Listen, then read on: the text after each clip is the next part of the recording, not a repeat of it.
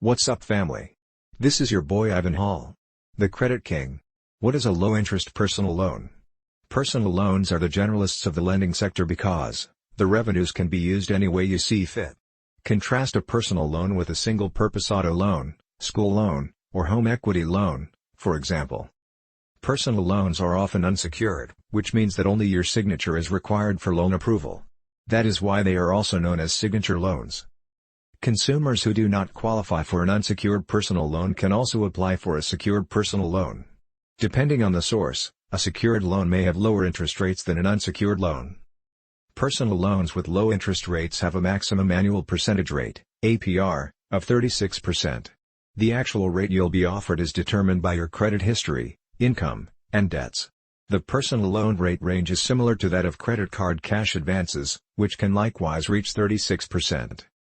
People with strong credit should expect a considerably lower personal loan interest rate, which is typically lower than the interest rate on a credit card and closer to the prime rate. Personal loans are repaid in installments ranging from 3 to 60 months. Throughout the loan period, the monthly payment is fixed.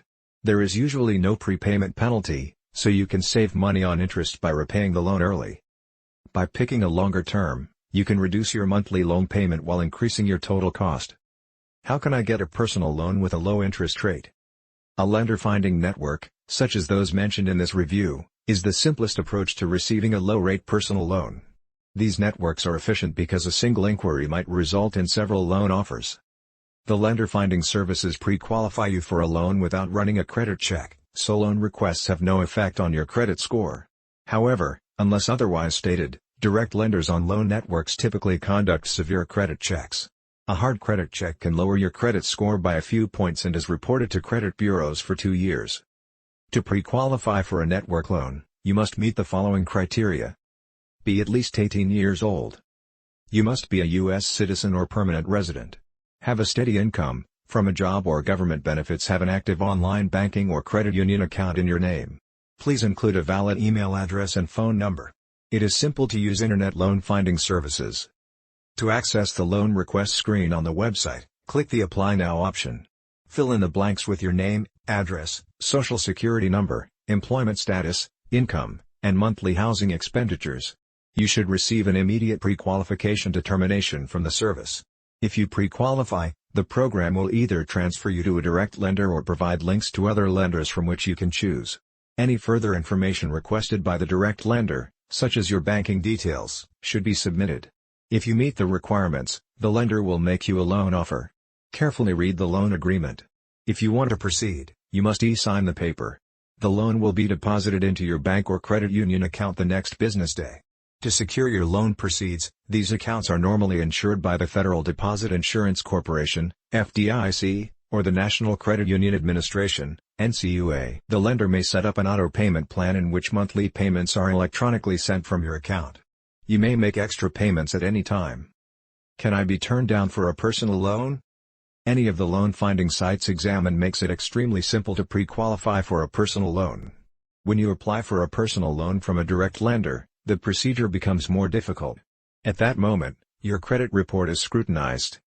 While network lenders welcome customers with all sorts of credit, some applicants will have to be turned down. Frequently, the cause goes beyond a low score.